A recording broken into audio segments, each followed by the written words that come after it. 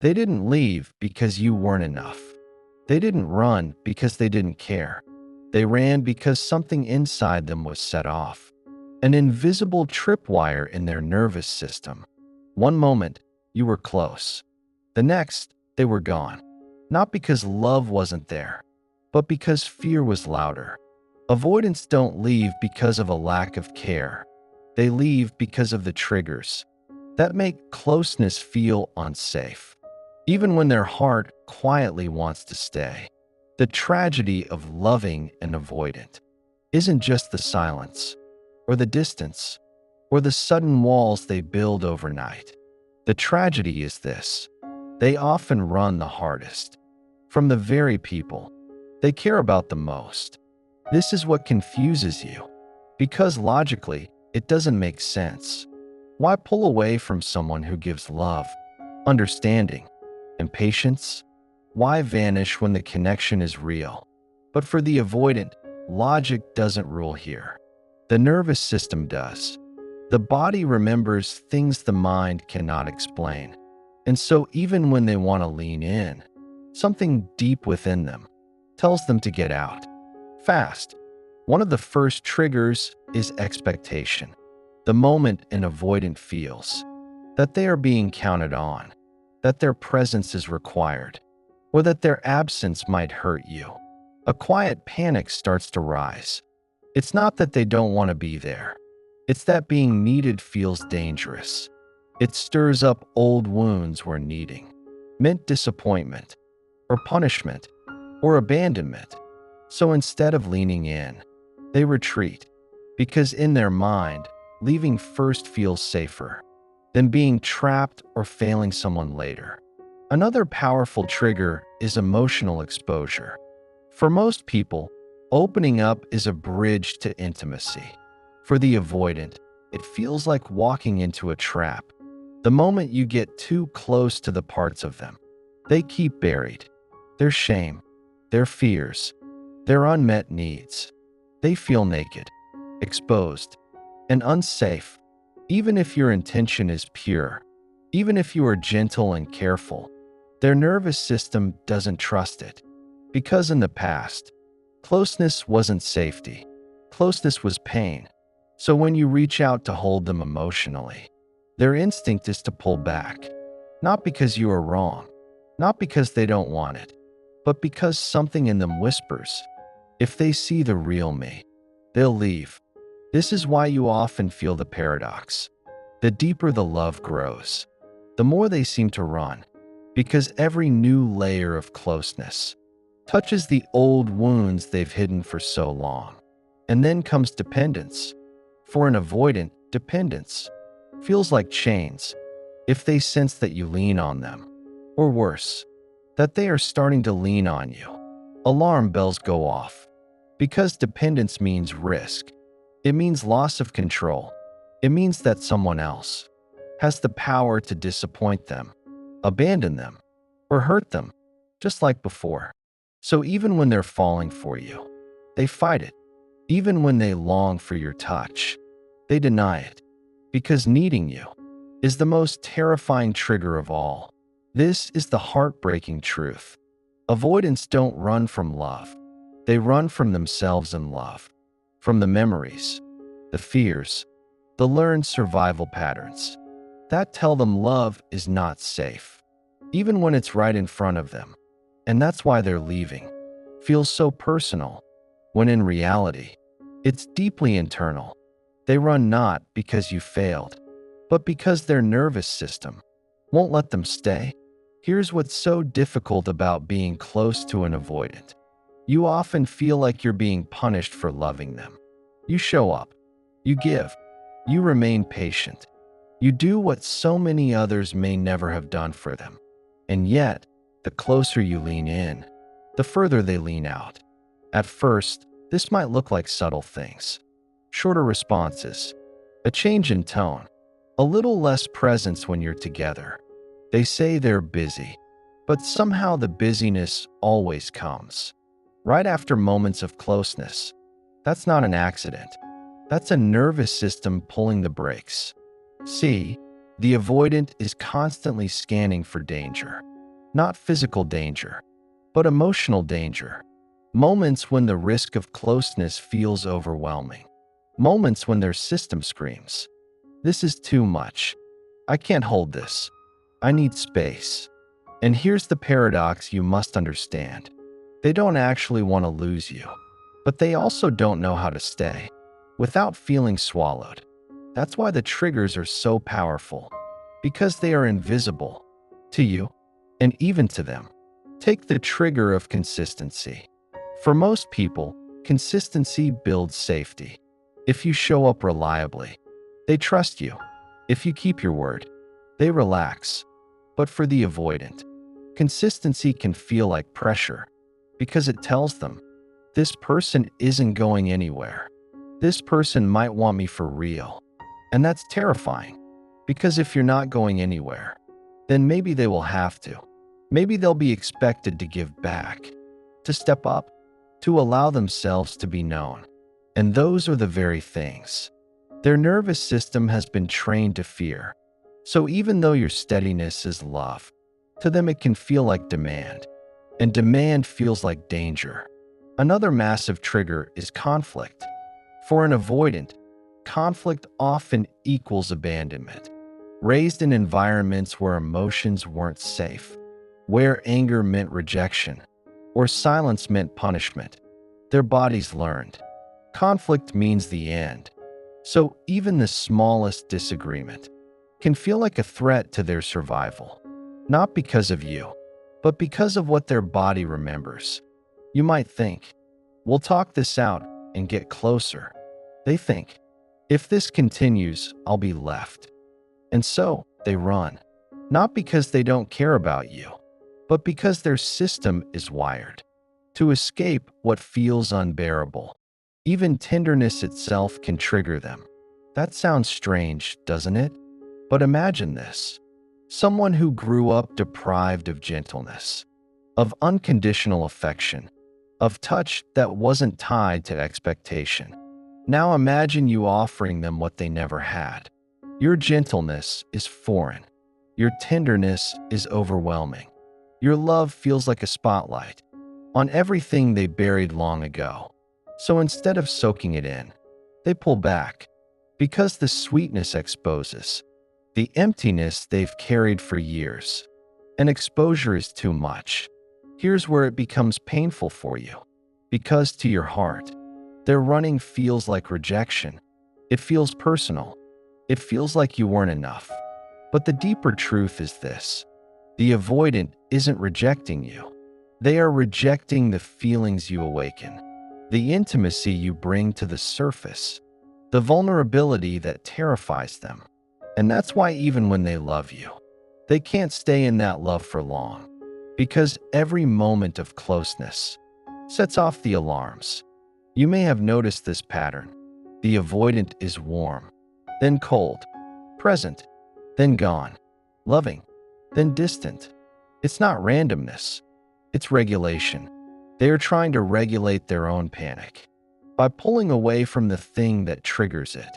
And ironically, the more they care about you, the more dangerous you feel to them, because the more they care, the more they have to lose. So when you ask, why are they acting like this? If they really care about me, the answer is brutal, but simple. They act this way because they care, because love exposes every part of them they've tried to hide, and hiding feels safer than staying seen. That's why avoidants often run right after the best moments. A beautiful weekend together, a deep, vulnerable conversation, a night of closeness. You feel more connected than ever. But for them, that very connection is the trigger. It wakes up all their buried fears. It whispers, "This can't last. This is too good. I need to get out before it hurts me." And so, the walls rise again. The texts slow down. The energy shifts. And you're left wondering what went wrong. But nothing went wrong. The trigger was just pulled. And until the avoidant learns to soothe their system and face their fears, those triggers will keep firing. even in the presence of real love. If you've ever been with an avoidant, you know the pattern can feel maddening. You finally feel close. You finally feel like you've broken through the walls. You finally start to believe, this time will be different. And then, just like that, they pull back, disappear, shut the door on the very thing they seem to be craving. You're left spinning, asking yourself, was it something I said? Did I do too much? Did I not do enough? This is the cruelest part of loving an avoidant, because what they run from is not you. It's the mirror you hold up to them. Your presence reminds them of their hunger. Your closeness exposes the ache they've buried. Your love reopens the wound of every time. Love wasn't safe, wasn't consistent, wasn't free of conditions. And to someone who's built their entire life on protecting themselves from that wound, your closeness doesn't feel like healing. It feels like danger. So they run, not because they don't care, but because caring too much feels unbearable. This is why you'll notice their distance often comes at strange times. Moments when you were at your softest, your most loving. Moments when you thought, we're finally okay. That's the trigger, because their system has been wired to expect that closeness always comes with a cost. If you're showing them love, their body prepares for the loss that must follow. If you're drawing them near, their nervous system braces for the rejection that's surely waiting. So even though your love is pure, their body reads it as a threat. That's why they may joke their way out of intimacy, or get quiet when you need them most, or retreat into work, into hobbies, into anything that helps them feel in control again. Distance is not about abandoning you. It's about protecting themselves, because in their minds, distance equals safety.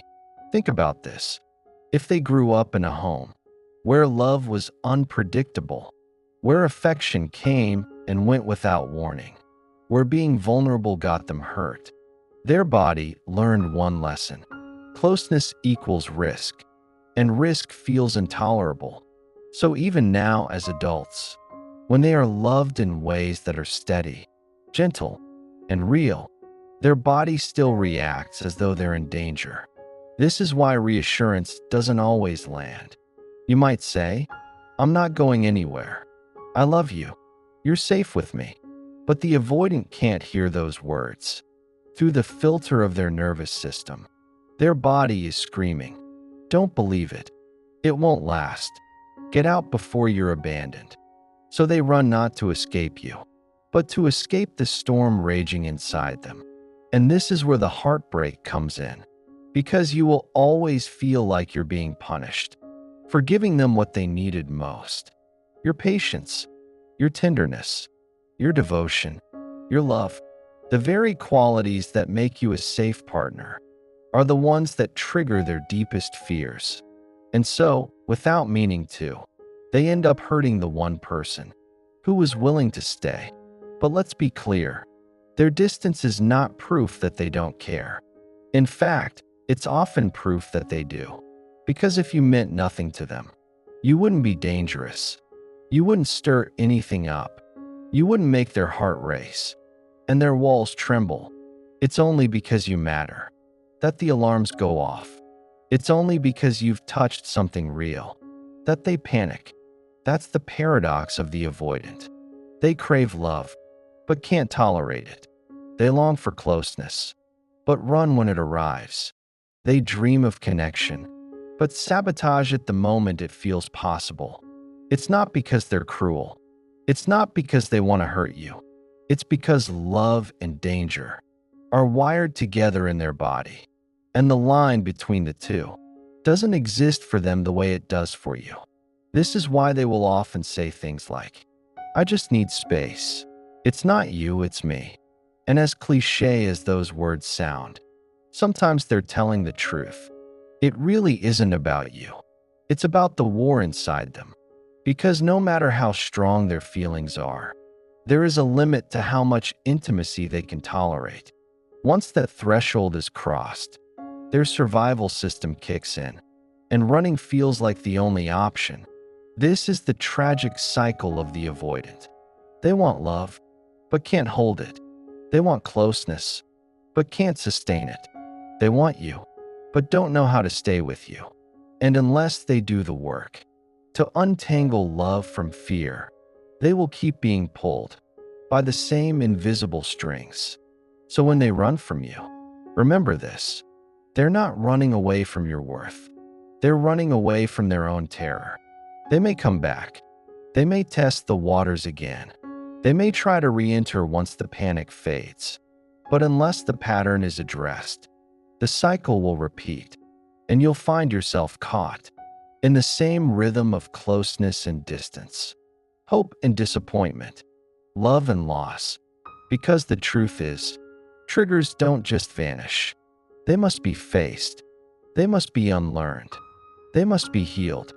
And until that happens, even the purest love will feel like too much for the one who fears it most. When you love an avoidant, you live in a world of mixed signals. One moment, their eyes soften when they look at you. Their hand lingers on yours. Their laughter feels like a door finally opening. And the next, they're gone, pulled back into silence, into distraction, into distance that feels colder than before. This hot and cold rhythm is not a game they're playing. It's a survival pattern they've been carrying since long before they met you. To understand this, you have to see what happens inside them when they start to feel too much. Because to them, too much doesn't mean unhealthy. It doesn't mean toxic. It doesn't even mean bad. Too much simply means too close, too vulnerable, too risky. It's the point where their defenses can't keep the floodgates shut anymore. And here's the irony: the more love you give, the faster those defenses kick in. Because love is the very thing their system was built to avoid. This is why they might pick fights out of nowhere, or suddenly become critical of you, or focus on tiny flaws that were never an issue before. It isn't really about the fight. It isn't about the flaw. It isn't even about you. It's about creating enough distance to breathe again, because closeness feels like drowning. So, when they withdraw, don't picture someone who's rejecting you. Picture someone gasping for air. Someone who has lived so long underwater that breathing deeply feels like danger. It may not make sense from the outside, but inside, it feels life or death. That's why avoidants often run hardest right after the most intimate moments. A night of connection, a vulnerable conversation, a glimpse of their softer self slipping out. To you, it feels like progress. To them, it feels like exposure. And exposure feels unbearable. So they run to cover themselves back up. Think of it like standing in bright light.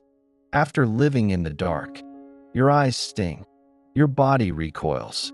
You want to retreat back into shadow because the light feels overwhelming, even though it's the very thing you were missing.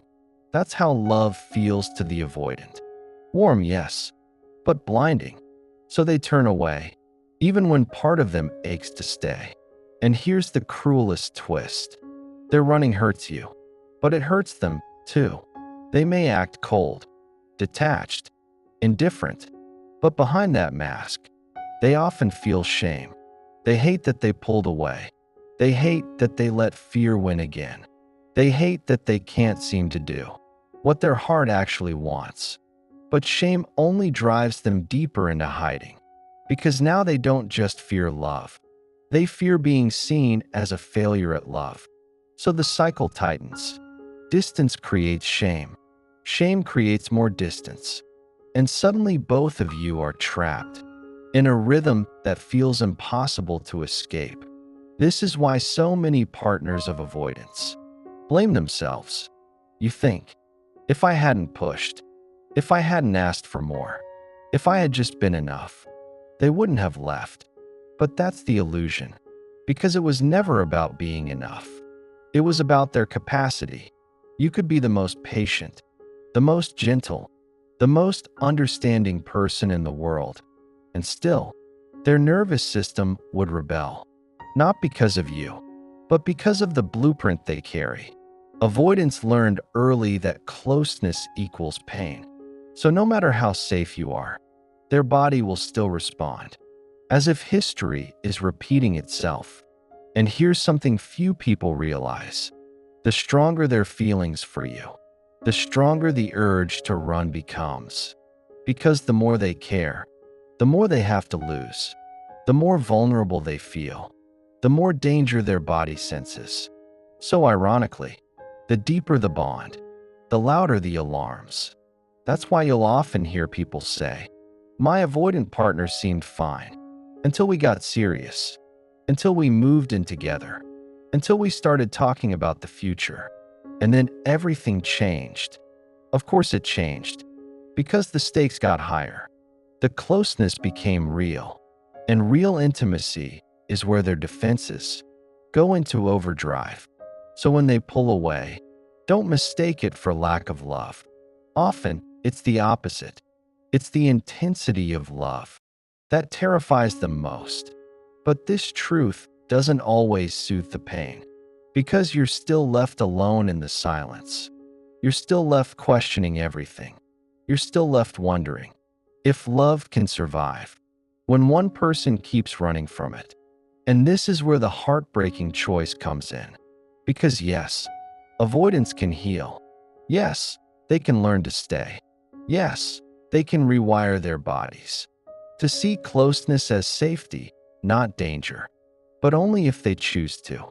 Only if they're willing to sit with the discomfort. Only if they're brave enough to face the very thing they've spent a lifetime avoiding. And you cannot make that choice for them. You can't love them into safety. You can't weight them into healing. You can't sacrifice yourself into closeness. Because at the end of the day, their triggers are theirs to face. Their walls are theirs to dismantle. Their healing is theirs to begin. What you can do is see the cycle for what it is. Stop blaming yourself for their running. Stop confusing their fear with your failure. And stop believing that distance equals lack of care. Because often, the truth is exactly the opposite. The more they care, the further they run. Not to escape you, but to escape the feelings you awaken in them. And until they're ready to stop running, you will always be chasing a ghost. Someone who wants love desperately, but doesn't yet know how to hold it. At some point, you realize something painful. You've been living in a waiting room, waiting for them to come back, waiting for them to open up, waiting for them to love you the way you love them. But life was never meant to be lived in waiting, because while the avoidant runs, you stay still. While they hide from their triggers, you absorb the silence. While they retreat into fear, you're left holding all the love, with nowhere to put it. And slowly, that love turns heavy. It turns into self-doubt, into overthinking, into questions that eat you alive in the dark. Why am I not enough? What did I do wrong? Why does it always feel like I'm the only one trying? But here's the truth you need to hold on to. You were never the problem. You could give perfectly, love fully, support endlessly, and still, their system would be triggered. Because their triggers aren't about you. They're about the shadows they've been carrying since childhood. The blueprint that tells them closeness equals danger. The nervous system that flinches at intimacy, like a hand recoiling from fire. And until they decide to face those shadows, you will always feel like you're loving a ghost. But here's what's even harder to admit. Sometimes, love isn't enough. Because love requires presence. It requires risk. It requires someone who is willing to stay. And if they are not ready to stay, your love can't hold the weight of both hearts. You deserve a love that doesn't run. A love that doesn't flinch at your closeness. A love that doesn't see your devotion as a trap. You deserve to be with someone who doesn't need to be chased, who doesn't need you to shrink, to make them feel safe. Who doesn't punish you for being real, for being open, for being human? Because here's what's often forgotten. Your needs are not too much. Your love is not too much. Your desire for connection is not weakness. It's strength. It's honesty. It's the very thing that makes relationships worth building. And if someone can't hold that, if someone can't meet you there, it does not mean you are unworthy. It means they are unready. But still, many avoidants do reach a point where running no longer works. They grow tired of the distance. They feel the loneliness of their own silence. They realize that what they've been avoiding is the very thing they've been longing for. And in that moment, some make a choice. They stop running. They begin to face themselves. They take the terrifying step of letting someone in. But remember, you cannot hold your breath, waiting for that moment, because healing is not something you can do for them. It's not something you can force, or buy with patience, or prove with sacrifice. It's something they must choose, and they may or may not choose it in time to keep you. So the real question becomes, how long are you willing to wait in the shadows? How long will you trade your own light for someone else's fear? How long will you confuse their triggers with your worth? Because while they run, your life is still moving forward. And every day spent waiting for them to come back is a day stolen from your own healing, your own joy, your own chance at a love that stays. So maybe the lesson isn't about learning how to hold on to an avoidant. Maybe it's about learning how to hold on to yourself, to know that their silence is not your fault, to know that their distance is not rejection, but fear, to know that their triggers are theirs to heal, and yours is the choice to stop making a home in the waiting room. Because love is not supposed to feel like chasing someone who keeps disappearing. Love is supposed to feel like rest, like safety, like being wanted fully, without conditions. And if that's not what you're getting, you are allowed to walk away. Not because you don't care, but because you care too much to keep abandoning yourself. So if you've ever found yourself in the arms of someone who runs, hear this now. You are not too much. You are not the reason. You are not unworthy of staying loved. You are simply standing before someone who has not yet found the courage to love without running. And that choice is not yours to fix, but your choice, that's where your power is. You get to decide whether you keep waiting for them or finally turn toward a love that doesn't hide, that doesn't run, that doesn't fear you. Because the right love will not trigger someone to leave. It will inspire them to stay. So maybe the bravest thing you can do now is stop waiting and start living. Because when you choose yourself, you stop being the one who's left behind. You become the one who finally walks forward. And if this spoke to you, if you've ever loved someone who ran, just when things got real, remember you are not alone. Hit like, share this with someone who needs to hear it, and subscribe for more. Because healing begins the moment you stop blaming yourself for the love someone else couldn't hold.